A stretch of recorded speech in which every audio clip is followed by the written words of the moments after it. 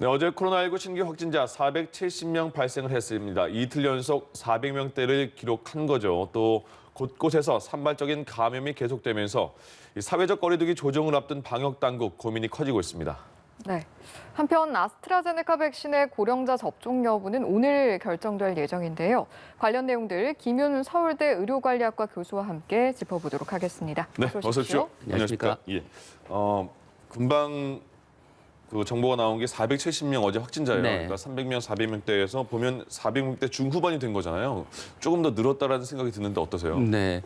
그 3,400명대의 안정세를 지금 뭐 7주 이상 이제 유지를 하고 예. 있는데 이제 점점 더 활동량들이 좀 많아지고 새로운 유형의 감염들이 생기고 있어서 예를 예. 들면 사업장 중심의 감염 등이 생기고 있어서 좀 더 늘어날 개연성은 점점 더 좀 커져 가고 있는 것 같습니다. 네. 그럼 앞으로 계절적인 요인도 있고 날씨도 좋잖아요. 네. 그러면 조금은 더 추가 증가할 가능성이 있는 겁니까? 네, 그래 보입니다. 예. 그리고 이제 이게 사실상 우리는 이제 수도권 2.5단계, 2단계를 거의 2달 가까이 유지하고 있지만 예. 이게 3차 피크의 이 3차 유행이 지난 이후에 베이스라인이었다면 네. 이게 다음 유행이 오기 전까지의 일종의 휴지기의 성격을 갖고 있고 예. 그게 2달, 3달을 넘어서면 이제 과거의 경험에 비춰봤을 때 이제 새로운 재유행이 시작될 수도 있는 상황이라고 네. 생각합니다. 그래서 빠르면 뭐 4월 쯤에 재유행이 올 수도 있다고 예상을 하고 있습니다. 네. 재유행이라는 건 어떤 걸 의미하는 거예요? 그러니까 우리가 이제 지난 봄에 작년 봄에 한 차례 이제 신천지를 중심으로 한 유행이 있었고, 예. 그다음에 여름에 사랑제일교회와 광화문 집회를 기점으로 한 번에 또 대유행이 있었고, 네네. 그다음에 이제 겨울철에 이제 한 번 또 재유행이 있었지 않습니까? 예. 그런 것처럼. 조용한 전파자, 감염자가 쌓이면서 그게 어떤 순간에 이르면 이제 약간 그 급격하게 확진자 수가 늘어나는 양상을 발생하는 시점이 다시 올 수 있다는 것입니다. 그럼 네. 4월이 되면 1,000명까지 치솟을 수 있다 이런 그 위기감도 느껴야 된다는 말씀이신가요? 유행을 지날수록 베이스라인이 올라갔고 그 조용한 전파자의 숫자가 지역사회에 깔려 있는 숫자가 많아지기 때문에 예. 그 다음 재유행은 더 높아요? 그 이전 유행보다 이제 더 파고가 높을 거라고 생각이 됩니다. 예. 네. 지금 감염 경로가 확인되지 않은 그 확진자가 20%에서 23%까지 올라갔어요. 네. 이때는 관리를 어떻게 해야 되는 방식이 있을까요? 이게 사회적 거리두기를 통해서 이제 조용한 전파를 줄이는 게 이제 방법인데요. 네. 지금 뭐 20에서 23%라고 하는 게 약간 오르락내리락하는 일종의 변동인지 예. 아니면 지속적으로 증가하는 추세인지에 대한에서는 좀 판단이 필요할 것 같습니다. 워낙 네. 차이가 작기도 하고 이게 오르락내리락하는 양상들을 이전에도 보여왔기 때문에 예. 아직은 조용한 전파가 지속적으로 늘어나는 양상이다 이렇게 판단하기는 어려울 것 같습니다. 예. 그리고 전체 확진자를 보면 수도권의 비율이 항상 많은 부분을 네. 차지하지 않습니까? 이런 상황에서 수도권에서 좀 더 조심해야 할 부분이 있다면 어떤 것들이 있을까요? 글쎄요, 그러니까 수도권이 이제 인구 밀집도가 높고 아무래도 사회 경제 활동이 많으니까 코로나 확진자가 이제까지 계속해서 많이 발생해 왔고 예. 그렇게 이제 코로나 환자가 많이 발생하면 발생할수록 조용한 전파자, 숨은 감염자의 숫자가 더 많을 수밖에 없습니다. 예. 그런 상황이라 뭐 다른 지역보다 그 정부가 취하는 방역 조치들 또 사회적 거리두기들 이런 것들이 보다 철저하게 지켜져야 될 것 같습니다. 네. 저희가 앞서 이제 수도권의 비율, 어떤 전체 확진자에서 수도권의 비율이 많고 그렇기 때문에 어떤 부분을 더 주의해야 할 것인가 이 내용을 짚어보고 있었죠. 네. 그러니까 이제 사회적 거리두기의 단계를 지금도 수도권이 비수도권에 비해서 한 단계 높은 수준을 유지하고 있는데 사회적 거리두기의 단계를 높이는 것뿐만이 아니라 그 지침이 잘 지켜지도록 하는데 지금 더 신경을 써야 될 것 같습니다. 네. 그래서 예. 대부분의 집단 감염들을 보면 그 사회적 거리두기의 단계가 낮아서 생기는 게 아니고 예. 현 단계의 지침을 잘 지키지 않아서 생기는 게 있고요. 두 번째는 지금 경기도를 중심으로 해서 발생하고 있는 공장과 작업장에서의 집단 감염 양상이 앞으로도 상당 기간 지속될 것이라고 생각되는데 이것은 현재 사회적 거리두기의 영향을 거의 받지 않는 시설입니다. 그러니까 무슨 얘기냐면 고용노동부가 나서서 그 작업장의 방역을 강화하기 위한 규제 조치나 지원 조치를 지금이라도 적극적으로 하지 않으면 예. 지금과 같은 소규모 작업장을 중심으로 한 집단 감염이 앞으로 상당 기간 지속될 수 있다는 것입니다. 네. 그리고 또 여쭤보고 싶은 것이 수도권의 임시선별검사소 상황을 네. 보니까 현재 수도권적 확진자의 20% 정도가 이곳 임시선별검사소에서 나오고 네. 있다고 하거든요. 예. 이걸 저희가 반대로 이야기하면 선제적으로 찾아내는 확진자 수가 20% 정도가 된다 이 이야기잖아요. 예, 그렇습니다. 아무래도 어느 정도 효과가 있다라고 저희가 추측해 볼 수 있는 부분일 것 같아요. 효과가 전혀 없다고 할 수는 없지만 우리가 이제 코로나19의 경우에 무증상 감염이나 가벼운 감염을 겪고 지나가는 사람들이 많은데 예. 그 규모를 이제 정확하게 알 수는 없지만 예. 대략 우리나라의 경우에 확진자 수의 한 5배 정도가 무증상 감염이나 확진되지 않은 경증의 감염일 거로 생각합니다. 네. 그러면 현재 확진자 수를 100이라고 하면 한 500쯤이 추가가 더 있는 건데 예. 거기에 20을 찾아내는 게 의미가 없진 않지만 아주 큰 의미가 아니다. 있다고 할 수는 없을 것 같습니다. 예. 자, 방역 당국에서 이제 1월 이후에 이걸 조사를 했군요.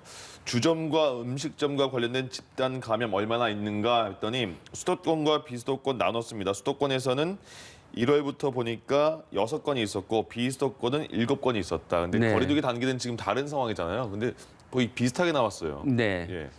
거꾸로 그 얘기는 그 현재 거리두기 단계가 별로 변별력이 없거나 효과적이지 않다는 것을 의미하기도 하고요. 예.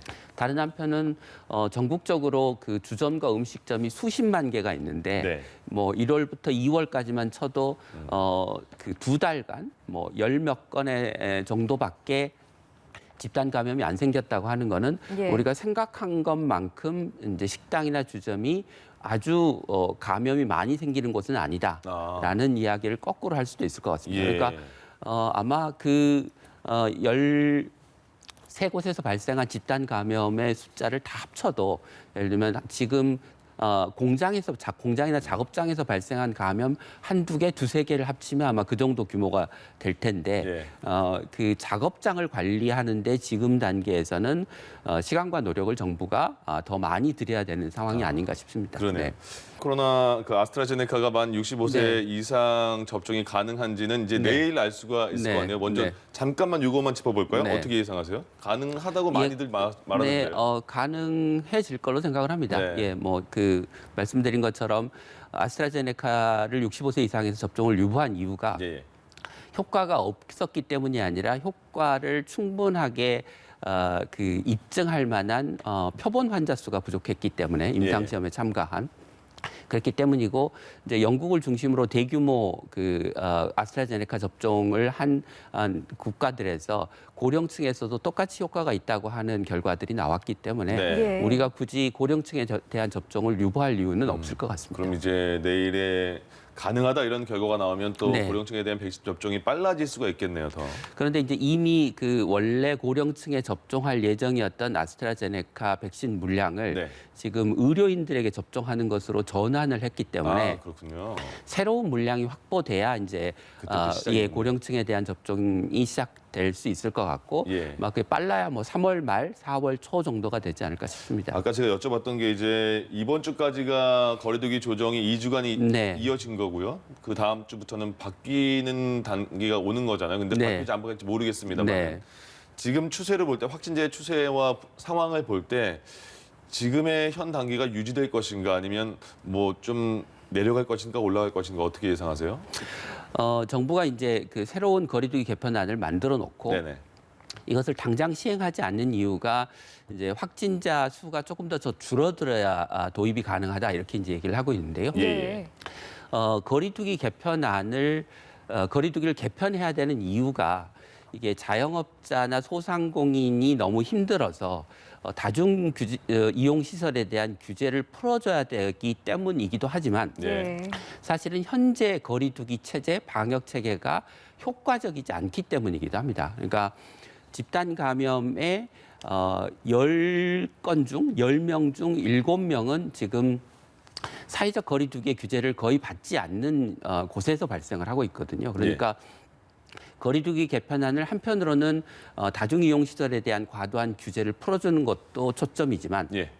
다른 한편으로 앞서 직장, 작업장, 공장 같은 사각지대에 대한 방역을 강화하는 것도 개편안이 중요한 내용이 돼야 되는 것이고요. 예. 예. 그렇게 하기 위해서는 지금 보건복지부와 지자체를 중심으로 해서 이루어지고 있는 방역을 예를 들면 공장 같은 경우는 고용노동부가 적극적으로 개입을 해야 되고요. 네. 예를 들면 교회의 방역 같으면 뭐 지자체도 필요하고 필요하면 다른 중앙정부가 개입을 할 필요가 있고 또 지자체도 그 지침 중심의 방역이 아니라 현장에 나가서 직접 보고 지원하고 감독하는 형태의 거리두기 방역 체계로 개편해야 예. 우리가 효과적인 방역을 할 수 있고 그래야 재유행의 파고를 늦추거나 줄일 수 있다는 겁니다. 네.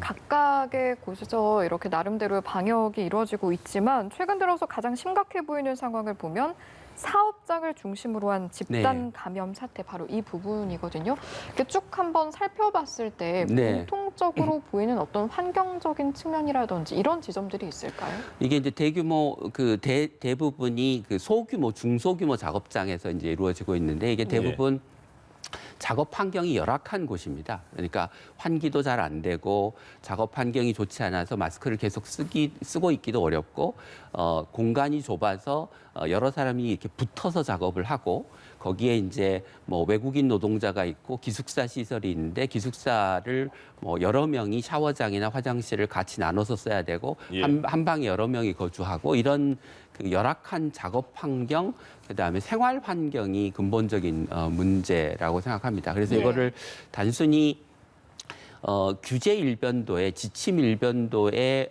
거리두기 정책이나 방역 정책으로는 해결하기 쉽지 않을 거라고 생각하고 예. 작업 환경 개선이나 생활 환경 개선에 대한 정부의 지원이 함께 이루어져야 관리 감독과 함께 이게 해결이 가능한 완화가 가능한 문제라고 생각하고 있습니다. 예. 백신 아까 조금 전에도 언급을 했습니다만 아스트라제네카가 이제 내일 65세 이상 접종을 할 것인가. 근데 접종할 가능성은 높은 상황이고요. 네. 그렇게 되면 지금 보니까 지금까지 그 요양병원 종사자와 거기 입원 환자들에 대한 백신 접종이 있었잖아요. 네. 그 이후에 그 사망률도 많이 그 요양병원 내에서 많이 줄었다고 하는데 네. 이거 백신 효과라고 볼 수 있는 겁니까? 그렇게 보기엔 좀 아직 이를 것 같습니다. 예. 보통 이제 백신을 접종하고 면역력이 조금씩 생기긴 하는데 방어력을 갖는 면역 효과가 생기기까지는 대개 한 2주 정도는 기다려야 되기 때문에 예. 이제 접종 시작한 지 뭐 2주 됐으니까 이제 서서히 생기기 시작하는 시점이라 예. 그 효과가 본격적으로 나타났다고 말하기는 좀 어려울 것 같습니다. 아직. 예. 네. 가장 중요한 건 또 이제 앞으로 이루어지게 될 백신에서의 접종이 원활하게 이루어질 것이냐. 그렇게 되면 네. 수급이 또 잘 이루어져야겠죠. 예. 지금까지 상황으로 봤을 땐 차질은 없겠습니까? 지금까지 상황으로 봐서는 이제 큰 문제는 없어 보입니다. 그런데 이제 대규모 물량이 들어오는 시점이 이제 2분기 뭐 후반 그리고 네.